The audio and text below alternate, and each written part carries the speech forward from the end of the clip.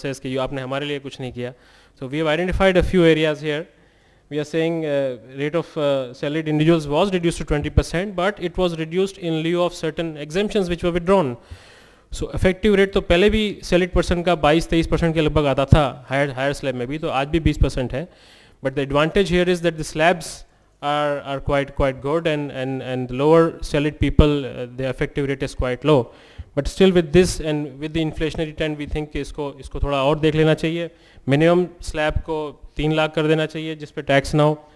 And then there are few things like taxation of notional income, like benefit of lower interest rate. Now salaried individual एक ऐसा individual है जिसके मेरे ख्याल में उसको टैक्स बचाने की कोई गुंजाइश नहीं है.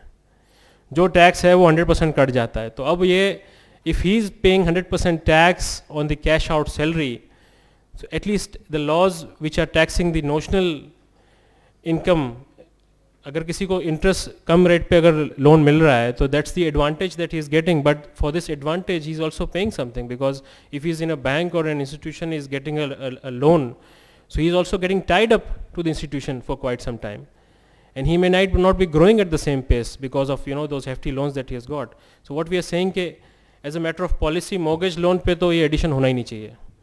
एंड देन जो रिमेनिंग लोन्स है उस पर आप कोई थ्रेशोल्ड लगा दें कि जी मिनिमम इस साइज़ का लोन होगा तो फिर हम इसके ऊपर ये एडिशन करें. और थर्डली जो बेंचमार्क रेट है, this benchmark rate has to be tied up somewhere. So we are suggesting कि इसको एसबीपी रेट से लिंक कर दें आप. तो I think the salaried people will be more than happy with me now. ये सारी recommendations which I just discussed with you. This is another unique thing that has been done in 2008. Provident fund contributions over 100,000 have been taxed. To me this means about 10,000 rupees a month contribution by the employee, which is to me not much, and keeping in mind that he'll be entitled to receive this amount if he walks out of the company or if he resigns or he retires. So taxing this upfront by treating it as a constructive receipt itself does not sound, this is a regressive taxation. So our demand is from the institute is that ये इसको remove किया जाए और ये taxation withdraw की जाए immediately. Then we come to our basic demand of the institute, which has been there for years: gradual phasing out of the presumptive tax regime. In the past, very rightly, the CBR has taken some steps to remove the corporate sector out of presumptive tax regime. Like for listed public companies, sale of goods, services and execution of contract is no more under the presumptive regime, but still there are other areas like commission, imports, the biggest one is still under presumptive. For private listed companies, rendering of services has been removed from the presumptive tax regime. So what our recommendation always has been, and it is that the corporate sector totally should be removed out of the this presumptive tax regime, and they should be paying taxes on their real income.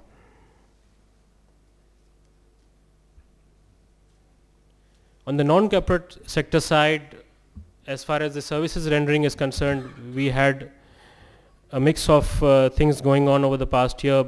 The individuals and AOPs were removed from the presumptive. Then again the CBR realized that there's a lot of loss of revenue. They've put them into the presumptive, and then this year finally they have been tapped as a minimum tax. So our demand is that minimum tax in itself is tilted towards the revenue. It's not a fair taxation, that where the tax is high you get a higher tax, and where it's lower you stick to the minimum tax. So as a first suggestion, we are saying that at least all those individuals and who are barred from, or AOPs who are barred from getting corporatized, they should be removed from this minimum taxation in the first phase, and then going forward this phasing out should continue. Property income is another area where we feel that this presumptive taxation has been brought about to benefit about say a few hundred individuals who are landlords or who are holding properties in defense authorities in the various parts of the country. This has brought for them, this has never been a demand from any forum otherwise. We feel this should be taxed on a bottom line basis, and phase wise this should be again brought back to normal taxation, and as a first phase initially the corporate sector should be brought out of this regime immediately.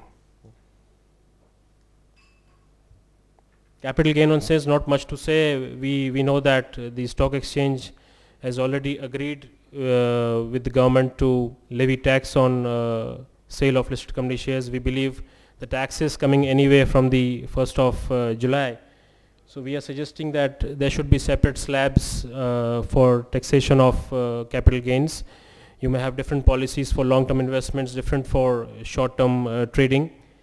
And most important, on investment by non-residents, we believe it's very important in a country like Pakistan where there's a lot of foreign currency fluctuation, that indexation should be provided. This has been our demand in the past also. And now that the capital gain tax is going to be imposed, we believe this is the right time to introduce indexation in our tax laws. Indian tax law already has this since a number of years. We can replicate that and offer this. This will definitely provide incentive to foreign investors after the implication of tax to still continue to bring in foreign currency and invest in our markets.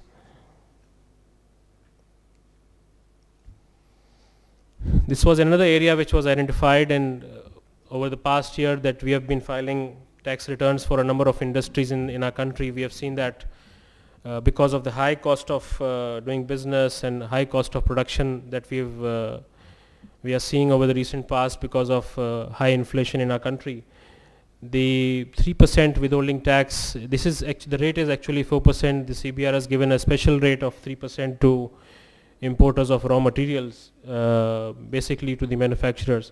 But we feel this is still high, and we have seen so many tax returns where we are faced with huge refunds. So we are suggesting that this rate should be brought down to 1%, and there won't be any actual loss of revenue out of this, because most of these, all of these companies are required to pay tax on their actual income basis. So we feel the 1% that this rate, if it is brought to 1%, it will be quite justified. Because if you don't reduce this, ultimately it is in any way going to cause a situation of a refund. So to avoid that, this is the suggestion of the institute.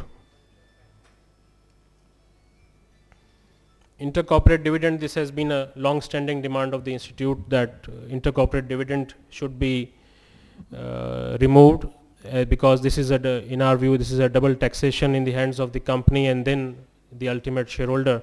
We have been pressing for this for a number of years.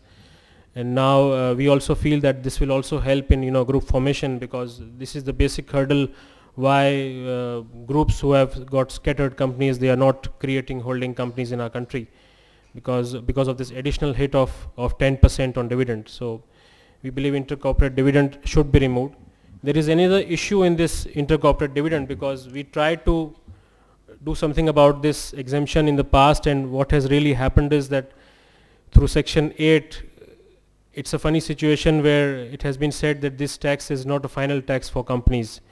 There is a debate going on this issue, but it is the institute's view that in the presence of Section 5, which is the charging section, this 10% tax on the gross cannot go away. Whether you treat it as a final tax or not, the law is laid in such a manner that this is the final tax. This is another issue.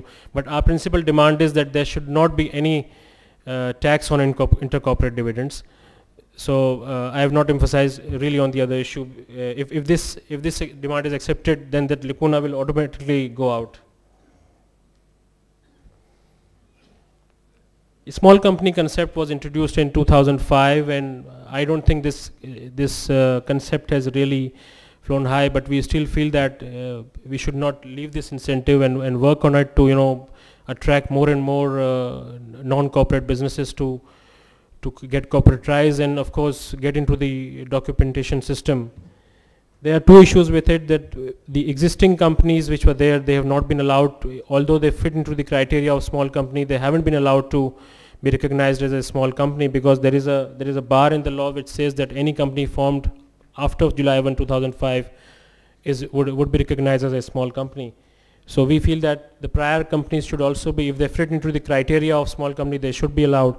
And secondly, there was a very, very big, I think this was a major incentive to small companies, that they were initially excluded from the withholding tax regime, that they are not supposed to withhold from their purchases.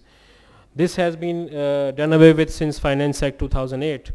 and they are now required to withhold tax on all the on all their purchases.